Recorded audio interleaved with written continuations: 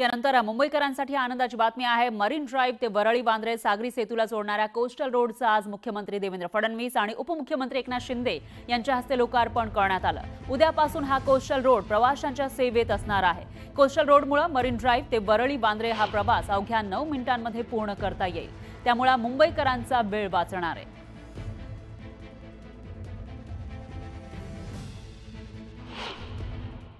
Coastal रोडचा नवीन टप्पा हा आता सुरू झालेला आहे। कोस्टल रोड हा वरळी वांद्रे सिलिंकला जोडलेला आहे, ज्यामुळे दादर प्रभादेवी परिसरामध्ये जाणं सहज शक्य होणार आहे आणि या दक्षिण मार्गिकेचं आज लोकार्पण करण्यात आलंय। खरं तर आपण बघतोय की मुंबईतील सागरी सेतूला हा रस्ता जोडलेला आहे। नरिमन पॉइंट ते सागरी सेतूचा मार्ग, दादर प्रभादेवीचा मार्ग आता सहज शक्य होणार आहे। हा साधारणपणे 827 मीटरचा रस्ता आपल्याला पाहायला मिळतो, ज्यामध्ये एक बो आर्च पद्धतीचा स्ट्रिंग गर्डार टाकण्यात आलेला आहे आणि या गर्डारच्या मदतीनं ही वाहतूक शक्य होत आहे। साधारणपणे या गर्डारची लांबी ही 143 मीटर तर रुंदी ही 27 मीटर असणार आहे। वरळी वांद्रे सिलिंकच्या दोन्ही मार्गिका या सुरू झालेल्या आहेत आणि आज याचं लोकार्पण करण्यात आलेलं आहे। उद्या अर्थात 27 तारखेपासून याचा वापर हा सर्वसामान्य मुंबईकरांना करता येणार आहे। त्यामुळे मुंबईच्या उत्तर आणि दक्षिण भागातून येणाऱ्या प्रवाशांच्या वेळेची बचत होणार आहे।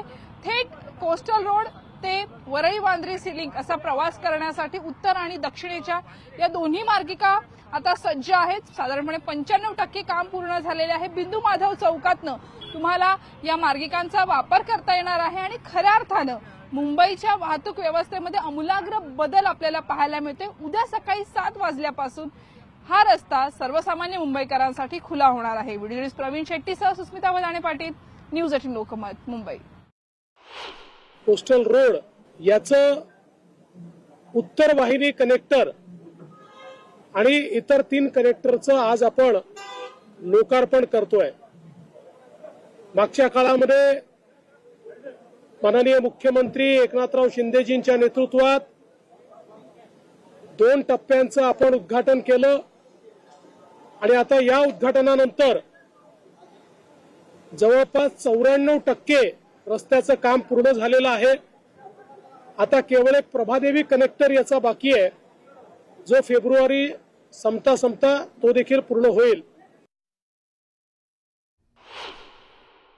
महायुती सरकारच्या पहिल्या काळात सुरू झालं। दुसऱ्या महायुतीच्या काळात जेव्हा देवेंद्रजी मुख्यमंत्री होते तेव्हा सुरुवात झाली आणि मी मुख्यमंत्री असताना या ठिकाणी याला आणखी गती मिळाली। आता तिसऱ्या टप्प्यामध्ये देवेंद्रजींच्या काळात हा कंप्लीट जो कोस्टल आहे तो पूर्ण मुंबईकरांना समर्पित होईल। मला एवढाच आनंद आहे की मुंबईकरांच्या जीवनामध्ये आनंद देण्याचं काम महायुती सरकारने केलेलं आहे। दरम्यान कोस्टल रोडच्या लोकार्पणावरून आदित्य ठाकरेंनी महायुतीवर टीका केली होती। महाविकास आघाडीचं सरकार असतं तर संपूर्ण कोस्टल रोड 2023लाच पूर्ण झाला असता, अशी टीका आदित्य ठाकरेंनी केली होती। त्यावर मुख्यमंत्री फडणवीस एकनाथ शिंदेंनीही प्रत्युत्तर दिले।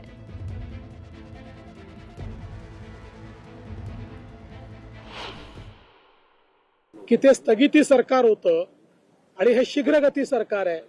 सगळ्या कामांना त्यांनी स्थगिती दिली होती। इथेही या ठिकाणी आपल्याला माहिती आहे त्यांच्या काळात काहीच काम झालं नाही। जे काही काम झालं खरं म्हणजे याच्या सगळ्या मान्यता जेव्हा पहिलं महायुतीचं सरकार होतं तेव्हा आल्या आणि याचं प्रामुख्यानं सगळं काम हे दुसऱ्या महायुतीच्या सरकारमध्ये या ठिकाणी झालं। त्यामुळे विनाकारण श्रेय घेण्याचा प्रयत्न करू नये मुंबईकरांनी बघितलेला आहे। देवेंद्रजी मुख्यमंत्री होते तेव्हा दिल्लीतून लागणाऱ्या सगळ्या परवानग्या कामाची सुरुवात तेव्हा झाली। परंतु मी एवढंच सांगतो, हे सगळं केलेलं असताना युतीमध्ये असताना देखील तुम्हाला बोलवलं होतं का नारळफोडायला? भूमिपूजनाला देवेंद्रजींना बोलवलं नव्हतं। मग हे कुठलं मोठेपण आहे? आणि म्हणून क्रेडिट घेताना त्याला काम करावं लागतं, त्याला रस्त्यावर उतरून लोकांमध्ये जावं लागतं आणि त्याचा नेहमी फॉलोअप घ्यावा लागतो। पाहूयात पुढची बातमी। केंद्रीय रेल्वे मंत्रालयानं पुणे नाशिक रेल्वे मार्ग बदलण्याचा निर्णय घेतलाय। असं असलं तरी पुणे नाशिक रेल्वेचा नवा मार्ग आम्हाला मान्य नाही असं अजित पवार म्हणाले। त्यामुळे पुणे नाशिक रेल्वे मार्ग मंजूर असलेल्या जुन्याच मार्गाने व्हावी यासाठी मुख्यमंत्री फडणवीस यांच्यासोबत लवकरच दिल्लीला जाऊन केंद्रीय रेल्वे मंत्र्यांची भेट घेऊ असं आश्वासन सुद्धा अजित पवारांनी दिलंय। तर चाकणमध्ये आयोजित कार्यक्रमात ते बोलत होते। कारण मागे मी बजेटमध्ये तरतूद केलेली होती, परंतु कुठल्याही प्रकारची रेल्वे लाईन टाकताना केंद्राच्या रेल्वे विभागाची पण मदत लागते आणि त्यांनी जे काही आता नवीन सांगितलेले ते आम्हाला मान्य नाही। त्यांनी आपले जुन्नर आणि आंबेगाव या तालुक्याला न घेता पुढे काहीतरी दुसरीकडे ती रेल्वे वळवलेली आहे। त्याबद्दल आम्हाला देवेंद्रजीशी चर्चा झालेली आहे आणि ते त्यांचं कारण काय ती चर्चा करून आम्ही त्याच्यातनं मार्ग काढू। आणखी एक मोठी बातमी आहे। वाल्मिक कराडचं काही दुखत नसताना त्याला रुग्णालयामध्ये का ठेवलं असा सवाल मनोज रांगे पाटलांनी उपस्थित केला। तर गुन्ह्यातून सुटण्याबाबत सामूहिक षडयंत्र सुरू आहे सुटण्यासाठीच असा आरोप सुद्धा मनोज रांगे पाटलांनी केला आहे। त्याचबरोबर पोलीस अधीक्षक, पोलीस अधिकारी आणि डॉक्टरांचे CDR काढा असं चॅलेंज मनोज रांगेंनी मुख्यमंत्र्यांसह तपास यंत्रणांना दिलंय। तर मुख्यमंत्र्यांच्या मुंडक्यावर पाय ठेवून आरोपी सुटले तर आम्ही तुम्हाला सोडणार नाही असा इशाराही मनोज रांगे पाटलांनी दिलाय। सरकारी दवाखाना म्हणून सुद्धा तुम्हाला चॅलेंज आहे, मुख्यमंत्र्याला सुद्धा, गृह विभागाला चॅलेंज आहे, तपास यंत्रणेला सुद्धा चॅलेंज आहे। दुखत नसून मुख्यमंत्र्याला न भेटा, CID-SITला न भेटा डॉक्टरांनी ते ॲडमिट कसं काय ठेवलं? जर काही दुखतच नव्हतं तर 2 दिवस का ठेवलं? 2 दिवस का ठेवलं? कोणत्या तपासण्या करायच्या होत्या तुम्हाला? कोणचे मशीन नाही तिथं? 2 दिवस का ठेवलं? म्हणजे या गुन्ह्यातून सुटण्यासाठी 2 दिवस सुटण्यासाठी षडयंत्रात सहभागी होऊन तो सामूहिक कट डॉक्टरांनी त्यांनी त्या PIनं शिवाजीनगरच्या कोण PI EP असेल यांनी सगळ्यांनी बसून तिथं षडयंत्र केलंय या गुन्ह्यातून सुटण्याचं।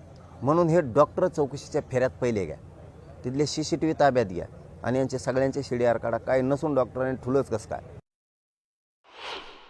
जर कायद्याच्या मुंडक्यावर पाय देऊन, मुख्यमंत्र्याच्या मुंडक्यावर पाय देऊन हे जर सुटले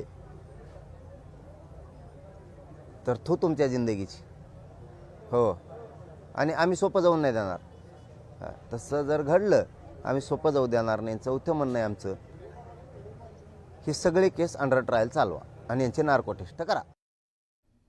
तर संतोष देशमुख हत्या प्रकरण आणि खंडणी प्रकरणातील आरोपी वाल्मिक कराडला VIP ट्रीटमेंट दिली जाते असा आरोप आमदार संदीप क्षीरसागर यांनी केलाय। कराडला धनंजय मुंडेंचं संरक्षण आहे, या प्रकरणी धनंजय मुंडेंनी राजीनामा द्यावा अशी मागणीही त्यांनी केली। 28 तारखेला बीडमध्ये मोर्चा निघाला होता, त्यावेळीही वाल्मिक कराड पुण्यातील एका मोठ्या रुग्णालयामध्ये उपचार घेत होता असा गौप्यस्फोट सुद्धा क्षीरसागर यांनी केलाय। मला वाटत नाही आता आंधळी सापडतो। जे काही त्या भागात जे काही घडतं, जे काही इतिहास आहे, सापडायचं असलं असतं तर पोलिसांनी सापडलं असतं, पण मला वाटत नाही आता सापडेल। आज वाल्मिक कराड जे मास्टर माइंड अटक झाल्यानंतर सुद्धा मोर्चे निघतात, ते म्हणजे लोकांमध्ये रोष किती। आज लोक फक्त फास्ट ट्रॅकवरती चालवायचं, CDR प्रमाणे तपास करायचा आणि 12 तासामध्ये ज्यांनी फोन केले आहेत प्रशासनाला, मग ते SP असतील, त्या भागातले DYSP असतील, त्या पोलीस स्टेशनचे अधिकारी असतील, हे जर तपासलं तर पूर्णपणे लक्षात येईल आणि प्रशासनाला पण मोकळा श्वास दिला पाहिजे काम करायला। आणि त्यासाठी धनंजय मुंडे साहेबांनी हा राजीनामा दिलाच पाहिजे, सरकारने घेतला पाहिजे। सरेंडर होण्यापासून जी काही VIP ट्रीटमेंट झाली ती मंत्रिपदा असल्यामुळेच त्यांना ते संरक्षण तिथं दिलं जातं, त्यामुळे त्यांनी राजीनामा हा दिलाच पाहिजे। 28 तारखेला बीडला मोर्चा निघाला आणि माझ्या माहितीनुसार ते पुण्यामध्ये एका मोठ्या हॉस्पिटलमध्ये 2-3 दिवस तिथे ॲडमिट होते। जेव्हा लोक रस्त्यावर उतरल्यानंतर तिथून ते फरार झाले, त्यांना कुणी ॲडमिट केलं, त्या काळामध्ये कोण त्यांना भेटायला गेलं ह्याचाही तपास झाला पाहिजे। आणखी एक मोठी बातमी आहे। न्यूज 18 लोकमतच्या बातमीचा इम्पॅक्ट पाहायला मिळतोय। संतोष देशमुख हत्या प्रकरणी आरोपी असलेला वाल्मिक कराडला हॉस्पिटलमधून डिस्चार्ज देण्यात आलाय। कराडची पुन्हा एकदा जेलमध्ये रवानगी करण्यात आली आहे। प्रकृतीमध्ये सुधारणा झाल्यानं डिस्चार्ज दिल्याचा दावा वैद्यकीय अधिकाऱ्यांनी केलाय। तर गेल्या 3 दिवसांपासून कराडच्या पोटदुखीवर उपचार केले जात होते। जिल्हा रुग्णालयामध्ये आरोपींसाठी असलेल्या कोठडीऐवजी आयसीयू मध्ये उपचार केले जात होते। याबाबत न्यूज 18 लोकमतनं बातमी दाखवली होती। तर बाल्मिक कराडला व्हीआयपी ट्रीटमेंट दिली जाते का असा सवाल उपस्थित करण्यात आला होता। पण 1.5 तासामध्ये बाल्मिक कराडला डिस्चार्ज देण्यात आलाय। तर पुन्हा एकदा जेलमध्ये त्याची रवानगी करण्यात आली आहे।